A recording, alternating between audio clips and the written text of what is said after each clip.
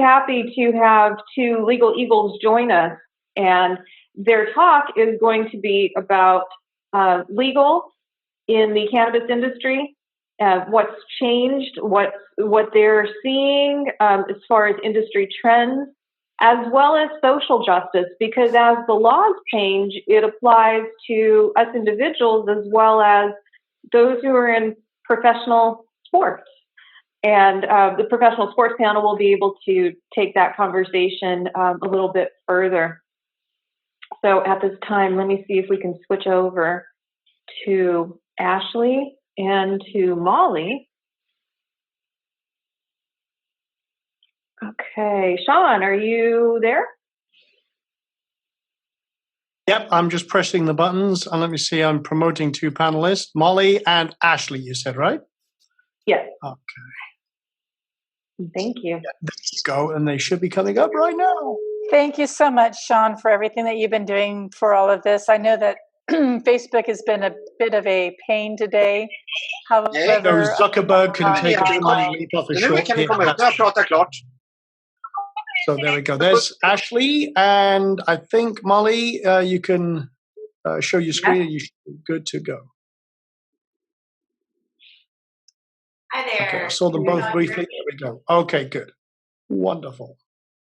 Can you guys all hear me? Hi, Ashley. Hi there. Can you guys hear me? Yes. Yes. Sure can.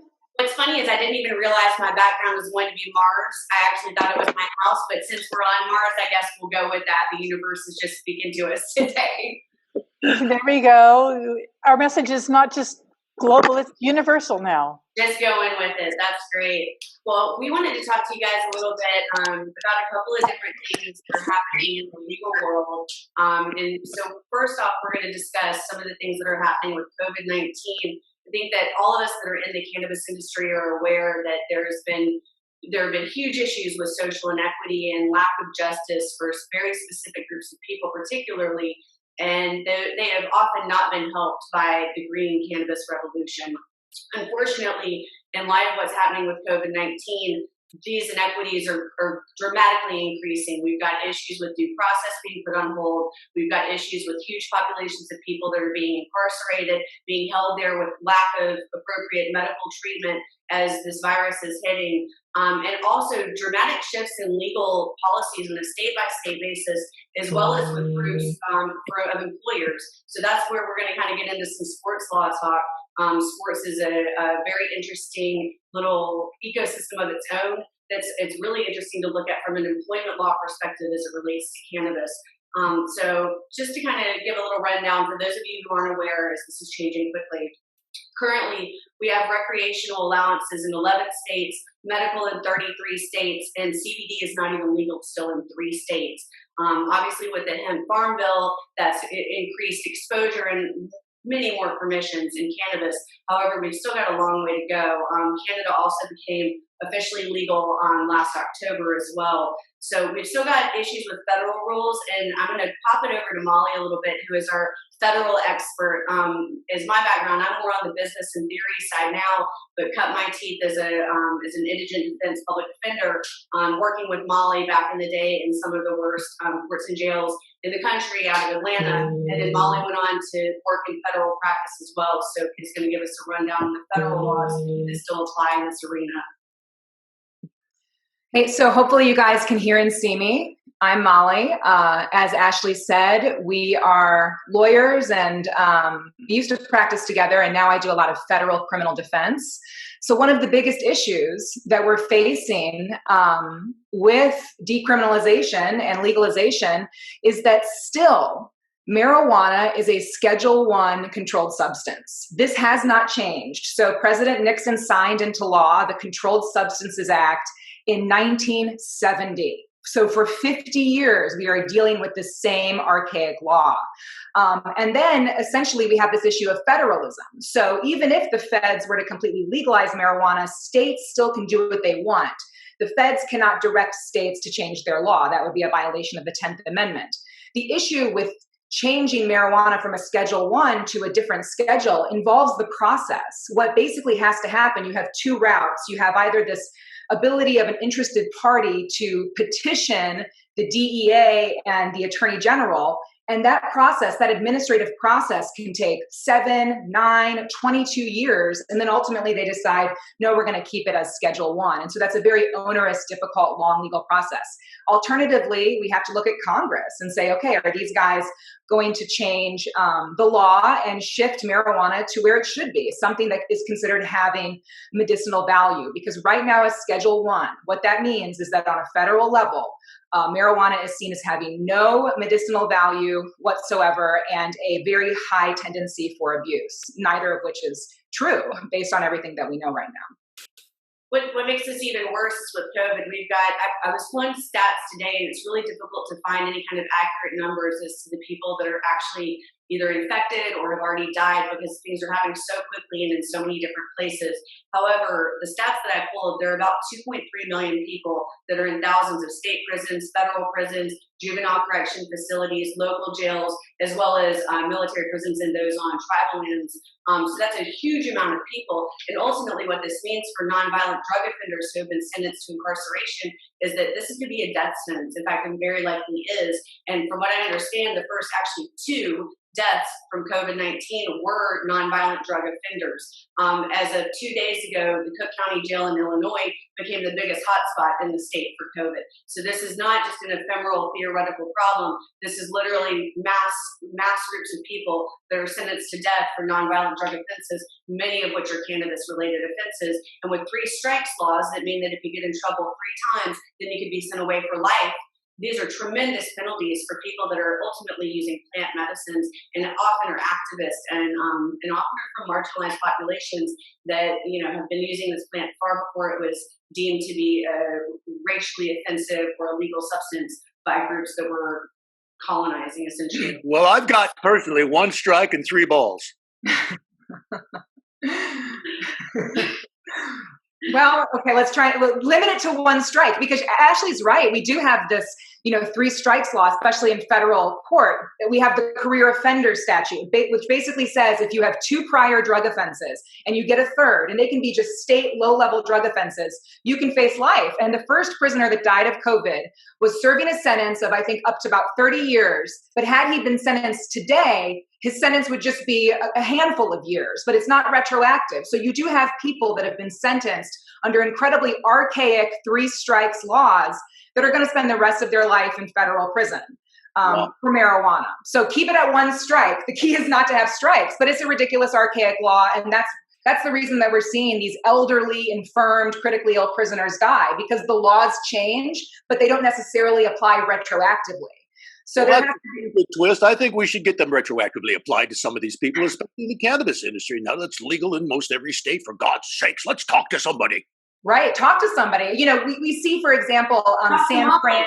Talk to Molly Parmer right there. Yeah, talk to me. But, it really does come down to, I think, it's also an issue with the prosecutors. We need to elect prosecutors that are more progressive. Like you look at San Fran right now and Chelsea Bowden, who, like myself, came from this 1960s, upbringing and parents that were really into legalization. He's now the elected DA, and he's released half of San Fran's prison population in light of COVID. He's a progressive prosecutor. He's done it. I'm in the South, I'm in Georgia, and things are very different down here, and different elected officials. But yeah, we need to shift all of these laws. They're old. They're not based in science or logic, and people are dying as a result. Well, bless your heart, Molly. And it's okay to refer to your parents as hippies. We all know. Okay. Well, they're happy to be referred to as such as well. But, they were revolutionaries in their time. And now I think everybody has, I think statistics say that over 60% of America thinks that we should legalize and decriminalize on some level. And yet the law has not caught up.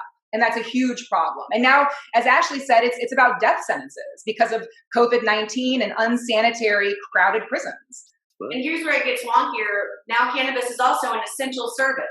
So we've got people that are dying for using it, but then it's also an essential service that people are allowed to go get. I know I'm licensed in Georgia and Tennessee, but I'm lucky enough to live in Oregon, where we have very, very clear access to medical and recreational. However, I would be at risk even promoting it in the states where I'm licensed as an attorney within the state confines. So it's become really interesting with it being deemed an essential service. Now certain states are even allowing for delivery when they didn't before. In other states, only medical is deemed essential, whereas recreational is not. And this is happening on a real-time basis. Every day these laws are changing in light of COVID. So it's an interesting area, but hard to keep on your toes, and also really difficult to stay compliant when the law changes that quickly. Well, Portland is one of my favorite cities, some of the best food available. And have you ever been to Harvey's down by the bus station? Great little bar. I'll see you there someday, maybe, Ashley. I have a feeling I know what kind of bar you might be talking about, given that it's Portland. Absolutely. One of my favorite cities again. And the coronavirus not hitting the Portland or the entire state as hard as other states. You're getting off a little easy, but again, there's so much to do indoors because you're used to it because it rains every other freaking day. We went on lockdown early, and that saved a lot of lives. And actually now a lot of our adult entertainment workers are delivering food. So they're still working. They're still wearing their awesome outfits. And, you know, it's lots of people watching out in Portland, even though we're social distancing. Right. Wow. Well, great stories. Ashley Couch, Molly Parmer, coming to us from the legal side of things. And God forbid we all ever need to get involved in that in that end of things. But I can remember when a little roach in my ashtray would have sent me to prison. But luckily things have changed here in beautiful San Diego, California. Well, if we've got a little bit of time, I can jump into a couple of sports law updates real quick as well. We've had all sorts of developments in there. You know, I think a lot of us are aware that pro sports teams engage in different kinds of drug testing, and some know there are actually groups that engage in collective bargaining agreements that govern what those employment and drug policy rules are. So it's kind of like unions, and basically, recently, there have been some new efforts to loosen up those drug penalties and the testing policies as well. So first off, with the NFL, before recently, there were one off-season test and random tests on a weekly basis throughout. However, just in the last 2 weeks, their player association has approved a new bargaining agreement in which case there are no more suspensions for positive cannabis tests. Also, the testing period is going to be limited to the first 2 weeks of training camp, and the threshold for positive tests has been raised from 35 to 150 nanograms. Also, there's not going to be legal violations if you're caught for possession. That will also not result in suspension theoretically. They're now focusing only on performance-enhancing drugs, the stuff that would really kind of create issues with integrity of the game. And a lot of teams and leagues are now focusing on the treatment aspect as well. What's really interesting, another example is the National Women's Soccer League. They're actually one of the first that has allowed CBD products, and now the league and specific players and specific teams are allowing CBD branding, including the North Carolina Courage team. So that's a really interesting change and shift. NBA is still a little bit further behind. However, they have agreed to put all of their drug tests on hold during COVID to both protect the screeners as well as the players. So there's some interesting changes happening there. And, you know, they're watching it very closely. And even the Major League Baseball Association with its recent shifts has been praised by the White House drug czar. So it's you know, I think that those of us in the media and sports and legal industries have a real duty to speak up. And so watching these pro teams that have thousands and thousands of fans over the world that generate so much revenue and really have a place of power, making shifts towards promoting cannabis and allowing it for medicinal and other recreational uses can be such a tremendous force of momentum for the entire industry and for all of the people that need access to proper medical care through cannabis. Now, I guess you're finding out more and more about different properties of the cannabis plant, because back in the day when I consumed cannabis, the last thing I could do was run faster. So you're talking about enhancing an athlete's abilities, perhaps better lung capacity, I'm not sure, but we've certainly found some elements of this bush, the magic bush, that are beneficial in motivating, breaking all the stereotypes. Not everybody's getting the munchies, just the ones with the orange fingertips. But the point is that different elements of this plant can affect your body in different ways. I think it's amazing. Well, and we're asking these athletes to put their bodies under tremendous press. I mean, when you're asking people to bang into each other at high volumes of speed in the air, I mean, that their bodies undergo so much to withhold treatment that could be really beneficial and far less detrimental than opiates. It really is. There are ethical concerns with doing that. What's weird though is a lot of the former suspensions won't necessarily be retroactively remedy. So, even if you were perhaps suspended or whatever, even if you appeal, that wouldn't necessarily be changed because the previous agreement that you were under would be the one to control. So it's going to be really more helpful moving forward rather than rectifying past issues insofar as some employment stuff. And it's interesting too, because even some employment cases, some states allow for it to be a disability rights claim if the medical cannabis rights are taken away, if there are reasonable accommodations. So there could be wrongful termination suits, there could be disability claim suits, but only certain states have really been progressive enough to allow those things. So it really comes back to what Molly was saying. There's got to be federal action to help standardize. And, I know there are certain model states that, I know New York, there are some, in fact, our next panel, some of the pundits there are going to be talking about sports there, but they're also active in policy and working to create model laws to really work towards what could be used as a federal model to help. And also, the laws currently are written so poorly, it's very difficult to discern how you can even comply. And as a result, people that are trying to use their best efforts to do the right thing are still going to jail in the business context. So what I think happened, I think when the original laws were drafted, the people that did it actually got stoned for the first time and they started writing them because they are really some whack laws that we have to change out. Right. Absolutely. No, it's crazy.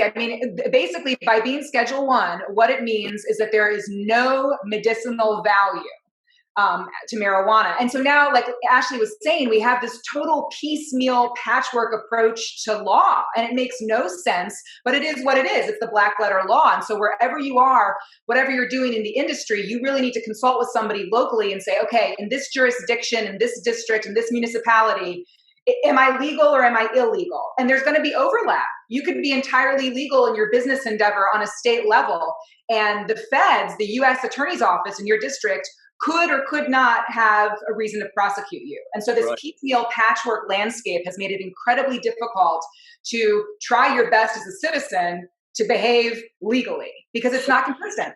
And this is there's some really interesting legislation that's pending right now in Congress. It's actually passed through the Judiciary Committee, and I think it's going to be coming up for a floor vote sometime this year, which will address a lot of these issues, and it'll make more consistent law across the board. But what's really great about it is that it also includes provisions for expunging the records and vacating sentences of all of these convicts who are serving time currently for possession, which is just the most ridiculous thing. And people are looking at companies, making millions of dollars, creating products that these people are still serving life sentences under 3-strike laws. Right.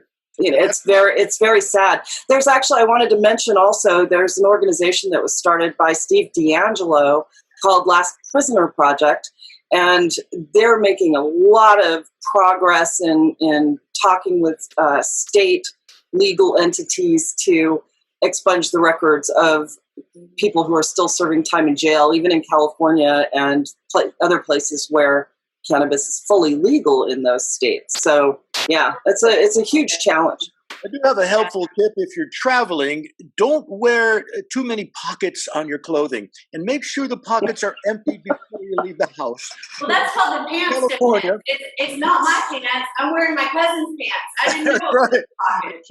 She's a nice gal. But I've traveled and accidentally had something tucked away in one of the pockets, and they frown on that severely because you can't fly from one legal state to another legal state because apparently up in the air it's illegal. Who knew? Yes, coming up in the sports panel, we'll be talking with Marvin Washington, who was actually part of a lawsuit. I don't know if Ashley and Molly, if you were aware of that lawsuit, or he was suing Jeff Sessions and the Department of Justice to allow for the possession of cannabis for traveling patients who need it.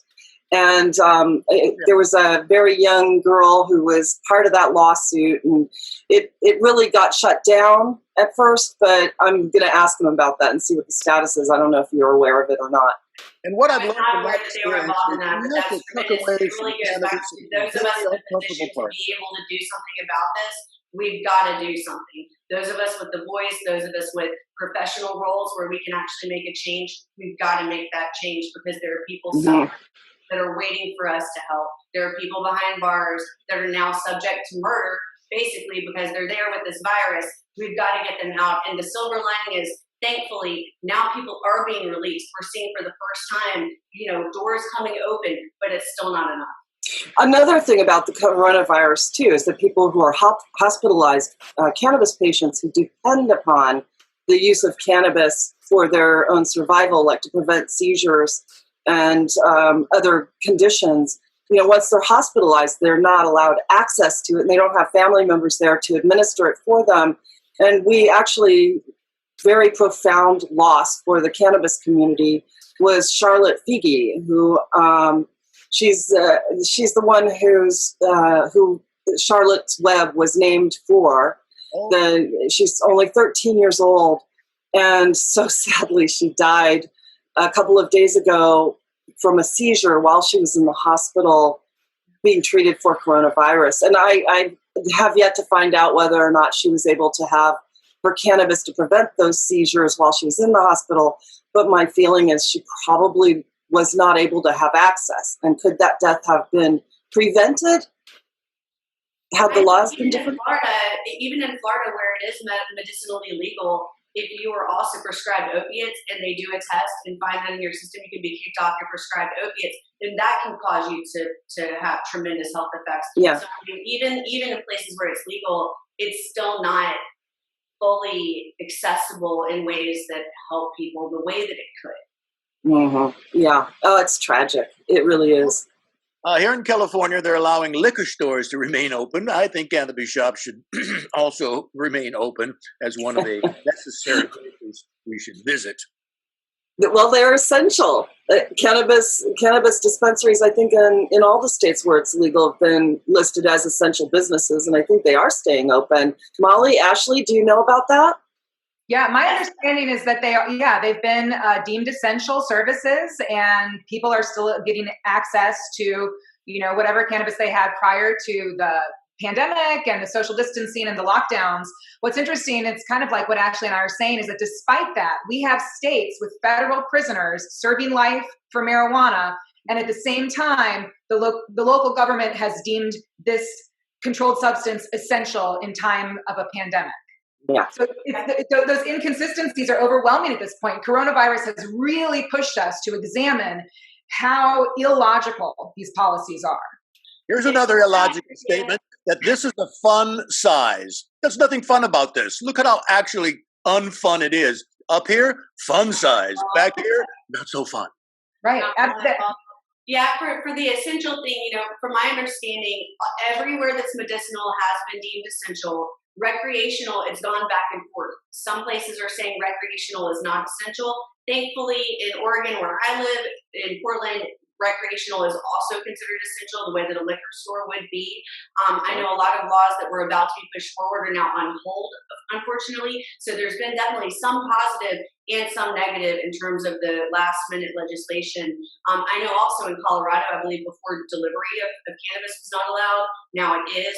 Where we are, social distancing is required. There's curbside. There's markers as to how close people can get, and it's only one person in at a time, basically. So there are strict rules in place where I am, but it really dramatically varies. I mean, recreational is not considered essential in some other places, even though arguably it actually is. So, well, actually, it's been essential for me to get through this damn webcast. I'm telling you what, all morning I've got breakfast coming in, I've got a couple of coffees, and now I'm going to go back down the hall and change outfits.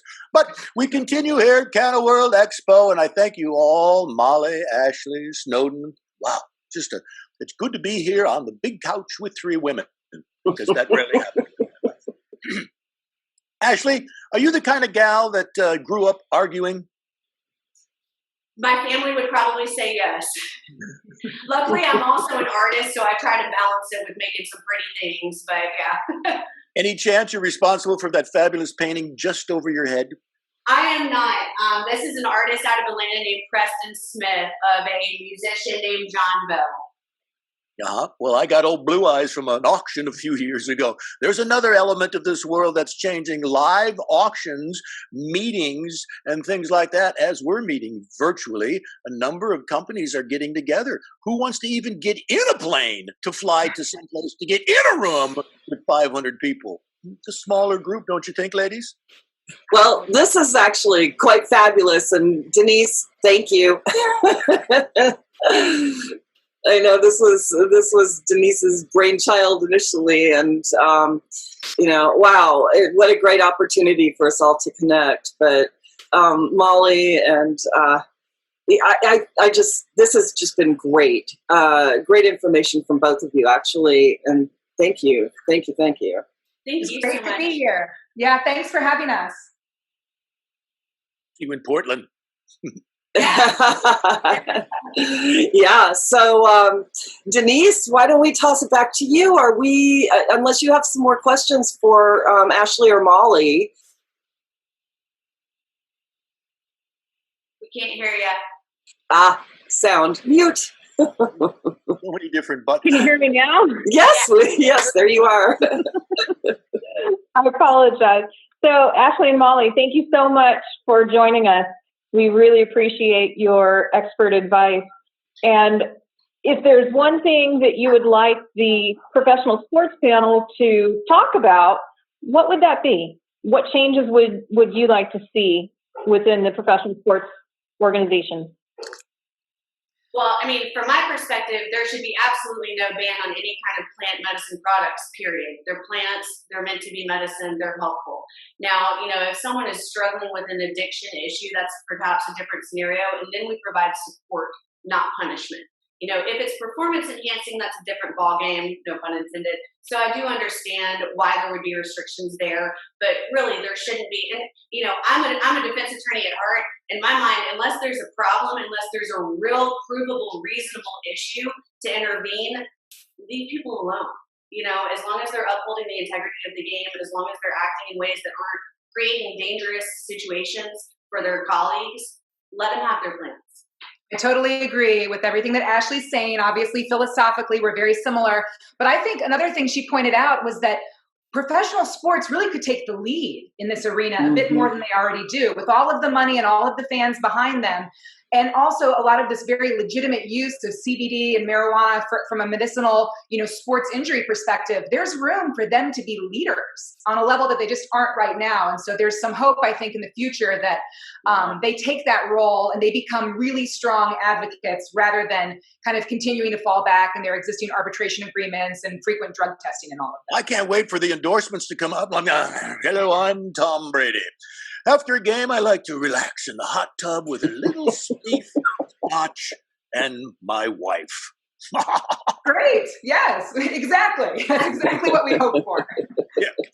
Well, and taking it a step further, these leagues are the ones who are punishing the athletes' bodies. They're not disconnected. So in my mind, they also have an ethical duty. If they're going to subject them to such physical punishment, then they need to be able to give them the access to all the tools to heal that are possible and ethical. Well, and not only that, but to prevent the injury too. I mean, there's plenty of science to suggest that CBD will protect the brain from future trauma. So, yeah. That's interesting. Now That is a good point, Snowden. That is a very good point as far as prevention goes. And also a good point that professional sports is a microcosm of society. Marvin Washington will be able to speak to that in particular. Matt being from the world of martial arts, he'll be able to speak to that.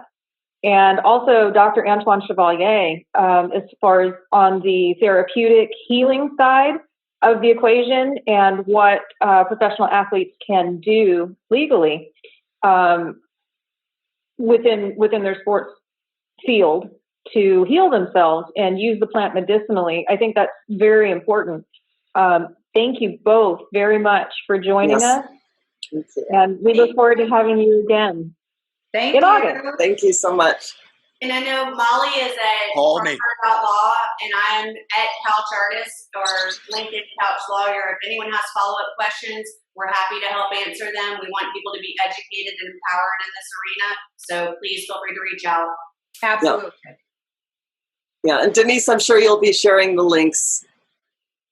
Yes, and for everybody that has any questions, they can just go to cannaworldexpo.com and connect with our network there.